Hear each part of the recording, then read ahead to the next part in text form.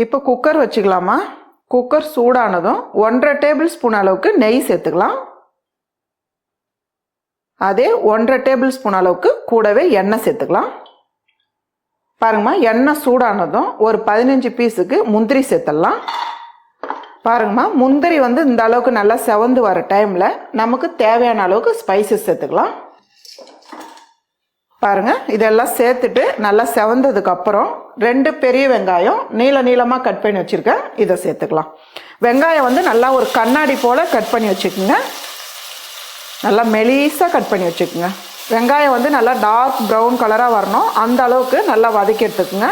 இது கூடவே சின்னதாக 2 பிரியாணி இலை சேர்த்துக்கலாம். நான் மறந்துட்டேன் ஸ்டார்டிங்கில், இப்போ சேர்த்துக்கலாம். பாருங்கம்மா, வெங்காயம் இந்த அளவுக்கு நல்லா வதங்கி வரணும். இப்போ இந்த டைமில் நம்ம 2 வெங்காயம் சேர்த்துருக்கோன்னா அதுக்கு ஒரே ஒரு சின்ன தக்காளி பொடியை நறுக்கியிருக்கேன். அதில் இருக்க விதையெல்லாம் எடுத்துருங்க, இந்த மாதிரி கட் பண்ணி எடுத்துக்கோங்க. இதை சேர்த்துடலாம். தக்காளி சேர்த்து ரொம்ப நேரம் வதங்க வேண்டியதில்லை, ஓரளவுக்கு வதங்கினா போதும். இது கூடவே ஒரு 1.5 டேபிள் ஸ்பூன் அளவுக்கு இஞ்சி பூண்டு பேஸ்ட்டு சேர்த்துக்கலாம். இது ரெண்டும் சேர்த்து நல்லா வதக்கிடுங்க. பாருங்கள், இந்த அளவுக்கு வதங்கினா போதும். தக்காளி மசியாக வதங்க வேண்டியதில்லை, ஏன்னா நம்ம குக்கரில் செய்ய போகிறதுனால அது நல்லா குழஞ்சிடும். இது கூடவே 50 கிராம் பீன்ஸ் எடுத்து பொடியை நறுக்கியிருக்கேன், இதை சேர்த்துக்கலாம். அதே 50 கிராம் கேரட் எடுத்து பொடியை நறுக்கியிருக்கேன், இதையும் சேர்த்துக்கலாம். இந்த ரைஸ்க்கு நம்ம மிளகாய் தூள்லாம் சேர்க்க போகிறது கிடையாது, வெறும் பச்சை மிளகா தான். நான் ஒரு 6 பச்சை மிளகாய் எடுத்து 4ஆக கட் பண்ணி வச்சுருக்கேன், இதையும் சேர்த்துக்கலாம். பச்சை மிளகா உங்களுக்கு எவ்வளோ காரம் தேவைப்படுதோ நீங்கள் அதுக்கேற்ற மாதிரி நீங்கள் சேர்த்துக்கலாம். கொஞ்சமாக புதினா. இப்போ இதெல்லாம் சேர்த்து ஒரு வதக்கிடுங்க.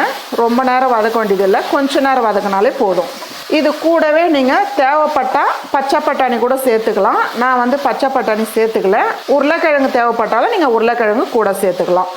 பாருங்கள், இந்த அளவுக்கு வதக்கிட்டு இப்போ நம்ம தேங்காய் பால் சேர்த்துக்கலாம். நான் இந்த கப்பால் 3 கப்பு பாஸ்மதி ரைஸ் எடுத்திருக்கேன். அதுக்கு 4.5 கப்பு தேங்காய் பால் எடுக்க போகிறோம். 1 கப்பு பாஸ்மதி ரைஸ்னா 1.5 கப்பு தேங்காய் பால். அதுக்கு நான் ஒரு தேங்காய் எடுத்து பால் எடுத்து வச்சுருக்கேன், ஒரு சின்ன தேங்காய் எடுத்து இதை போல் பால் எடுத்து வச்சுக்கோங்க. பால் ரொம்பவும் திக்கு இல்லாமல் ரொம்பவும் தண்ணி இல்லாமல் மீடியமான அளவில் எடுத்து வச்சுக்கோங்க. பாருங்கம்மா, 4.5 கப்பு தேங்காய் பால் சேர்த்துருக்கோம். இது கூடவே தேவையான அளவு உப்பு சேர்த்துருங்க. தேங்காய் பால் உப்பு சேர்த்துட்டு நல்லா கலந்து விட்டுருங்கம்மா. நான் 3 கப்பு பாஸ்மதி ரைஸ் எடுத்து நல்லா கழுவி 5 நிமிஷம் ஊற வச்சு வச்சுருக்கேன்.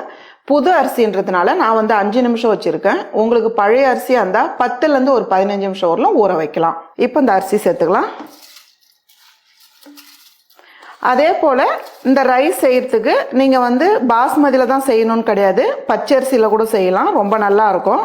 பாருங்கம்மா, அரிசி சேர்த்துட்டு கலந்து விடும் போது பார்த்து கலந்து விடுங்க, ஏன்னா ரைஸ் உடையும். இப்படி கலந்து விட்டாலே போதும். இந்த அளவுக்கு கலந்து விட்டுட்டு கூடவே பொடியை நறுக்குன கொத்தமல்லி மேலே சேர்த்துருங்க. குக்கர் வச்சு மூடிட்டு மீடியமான தீயில 2 விசில் வச்சாலே போதும். ரைஸ் கரெக்டான பதத்துக்கு வந்துடும். பாருங்கம்மா, 2 விசில் விட்டுருக்கேன். இப்போ பார்க்கலாம். ரைஸ் குழையாம நல்லா ஊசியாக இருக்கு பாருங்க. அதே போல் அடி பிடிக்காம சூப்பராக இருக்கு பாருங்க.